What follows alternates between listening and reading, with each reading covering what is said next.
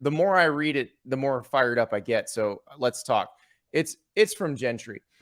Dear Andy, a few years ago, you said that Tennessee was a, quote, hard place to be successful. We had a back and forth on Twitter at the time. I pointed out then that Butch Jones, and his words, an incompetent moron, managed back-to-back 9-win seasons and multiple top 5 recruiting classes. You're now saying that Heupel is ahead of schedule. One might argue that he's right on schedule. Is Heupel a great coach? A good coach? Time will tell. He's clearly a competent coach, and it looks like that's all Tennessee needs to be a winner. Hard place to win? Maybe a really easy place to win. Has his early success caused you to reevaluate how hard or easy it is to be successful at Tennessee? It has caused me to reevaluate Josh Heupel, Gentry, because no, not just any old coach can come into Tennessee and do what Josh Heupel has done. Remember, players were pouring into the transfer portal after Jeremy Pruitt got fired. It was one of the most difficult situations in college football. And he's come in, not only were they a winning team year one, now they are undefeated going into the Alabama game. They do look like they have a shot against Alabama. They do look like they can hang with Georgia. They look like they'll be favored against everybody else not named Alabama or Georgia on their schedule. Yeah, I'd say Josh Heupel's doing pretty damn good. Well, I think it's an interesting question because if you think that all of Tennessee's previous coaches were just downright incompetent, putting somebody in the position that is just competent, not great, competent, who is having this result. Now, if your evaluation of Josh Heupel, that's not the case. If you put someone, okay, I would argue that Butch Jones is more than competent. He was successful at Central Michigan. He was successful at Cincinnati. He was successful for a time at Tennessee, but he couldn't hold it together. It's a hard job. It's a hard job because of who you have to play and who you have to recruit against. You have to play Alabama every year. You have to play Georgia every year. You have to play Florida every year. You have to recruit against against Clemson, all of those SEC schools. North Carolina is going to come in and try to steal guys, and also Ohio State, because you're going to try to go up. Remember, you're only 3 hours and 45 minutes from Cincinnati. So you've got a lot of really good schools that you have to recruit against. And if you're not on, you're going to get buried. Yeah, I think that is a very fair assessment of Tennessee. Now, the question I have then for you is, do you think Heupel is elite already? I think it's too soon to say that, but if you look at how well he took over at UCF and then what he's done at Tennessee, I would say that most of us, and especially me, underestimated him when he was hired as a head coach. I did not know that Josh Heupel would be a good head coach. I actually asked Danny White that question. Danny White's the athletic director of Tennessee. When I was up there in the spring, I said, how did you know he was going to be a good head coach? Because what we'd seen previously was he was the offensive coordinator for a long time at Oklahoma. He and Jay Norvell split those duties. And that offense actually stagnated. And they got fired. And then Lincoln Riley came in and did that job a lot better. And the thought was, okay, well, you're hiring that guy?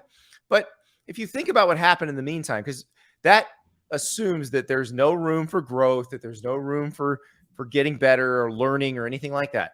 Josh Heupel clearly grew and learned in the time between getting fired at Oklahoma and becoming the head coach at UCF. You know, he went and looked at a lot of different offenses, took stuff from the ones he liked, the Baylor offense especially, the Briles offense, that they took pieces of that. He goes to Utah State. He goes to Missouri, where I think they were a pretty good offense at Missouri when he was there. And so it's that, but it's also the part that maybe Danny White got this in the interview. I don't know. But I think it's one of those things you really don't know until the person gets in the chair. How will they handle being the CEO of a program? How will they handle managing players? And the way Josh Heupel manages his players, like the Tennessee players just rave. Now, remember, they're coming off of Jeremy Pruitt. So there is a big difference. But what's fascinating to me about Josh Heupel is, you know, he was a national title winning quarterback, but he doesn't have, at least outwardly, that swag that you expect from some guy who was the quarterback on a national championship team. He doesn't really try to overwhelm you with his personality. But he also clearly doesn't care what I think about him or what you think about him or what anybody but the people on his team think about him. And I think that's a strength. And I had a player tell me that previously everybody would just avoid the complex like the plague if they didn't have to be there because it was just a miserable place. Now players have to be kicked out of there because they're just going to hang with their coaches. They just like them. And he's created an environment that people seem to really enjoy playing in. And you can say, oh, the NIL stuff, Nico, blah, blah. Oh, yeah, Tennessee's embracing that too. But we haven't seen whether or not that's going to work. Because it hasn't happened yet. Yeah. We have seen Josh Heupel's offense work. We've seen his management style seems to work very well there. And it is not the same management style as Nick Saban and Kirby Smart. And you can say, well, those two are extremely successful. So why not just do what they do? But there have been coaches who've been successful with the style Josh Heupel is employing. One I would give, the example I'd give is Pete Carroll, where USC players felt like USC was a fun place to play. Now, their practices were intense as hell. Like the competition in practice was crazy, but it was fun for them. So I am so impressed with Josh Heupel, and I will be the first to admit I completely underestimated him because I remember when he got the UCF job, I was like, Josh Heupel, really? You know, I think you can make this case right now that if you have a team or a program where the players don't voluntarily want to go to the building, then you're not going to win. Like, I think that's just a baseline thought process. Right. But two, Hendon Hooker's really good. You know, right. And that's the part I'm not sure they can take credit for because obviously Hendon Hooker transferred in to play for the Pruitt staff.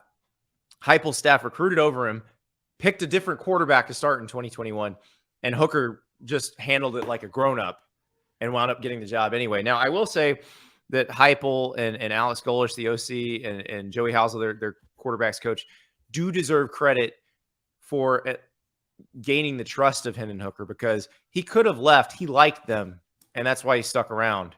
Which is also a sign of positive management. Yes. Yeah. So and if they beat Alabama on Saturday? Well, then it goes up even more. This one from BSE in the chat. He's good when he inherits talent, it seems. Oh, boy. Yeah. You mean Cedric Tillman, who had 6 catches in 3 years under Jeremy Pruitt? I'd say Heupel figured out how to unlock him. I don't think Pruitt had any idea. The second I saw that come up, I was like, oh, boy. Did you see how many guys they lost to the portal? Good Lord. Wasn't it like, yeah, it was more than 10, wasn't it? It was in the high teens or up to it might have been in the 20s. It was an insane amount. Mass exodus, if you will. But yes, I think that it's an interesting question though, because if Josh Heupel turns out to be a so-so coach, because I think that the thought process was that Tennessee will ever only be relevant again if they go out and hit a home run hire with somebody. Mm-hmm. And this was not the case. You would agree with that, right? I would agree because he wasn't. They went after some other people. I don't think Danny White wanted to raid the school he just left because Danny White, obviously hired Heupel at UCF. The idea was not to turn around and hire UCF's coach, but when they didn't get the bigger name guys that they were feeling out for, Heupel became the best choice for Danny White, which he would know. He worked with him, and it seems to have worked out pretty well. Yeah. So, it is just like, if you would have asked me this 2 years ago or 4 years ago after the Schiano stuff happened, I would just feel like Tennessee is a black hole of ineptitude with passionate fans that don't have reasonable expectations for what their program should be. Their fans were right about the Schiano thing. Now, the way certain people went about it on that day was wrong. But Greg Schiano would have failed miserably at Tennessee because he has rabbit ears. He's worried about whether the temperature's 71.4 degrees in the building. Like he would be miserable. Butch Jones lost it because he was worried about what everybody thought. There are like 94 sports talk stations in Knoxville, and they're all talking about the Vols all the time. And then all the national people, they're all talking about the Vols because that's all people care about in that state. And it's a hard job in that way. You have to not give a crap about what anybody thinks. Now, Jeremy Pruitt didn't. Well, give would a you crap think about that their fans 3 years ago when that happened, or how it's been 4 years now? It was 2017. 5 years. Jeez, man, time's flying. Had a rational expectation of what their program should be in that moment? No. And So I'll to me, I never think the accuse worst Tennessee fans of possible being way- irrational, but the best thing about Tennessee fans is their irrational. Is their But I would find, if I were a head coach looking for a job, I would find irrational fans to be a turnoff. Oh yeah, Yeah. 100%. Like when we But do guess- our best job rankings, I always knock Tennessee down a few spots because of that. Guess where they're a turn on though? When you What's need that? people to pay for NIL. Yeah, that's true.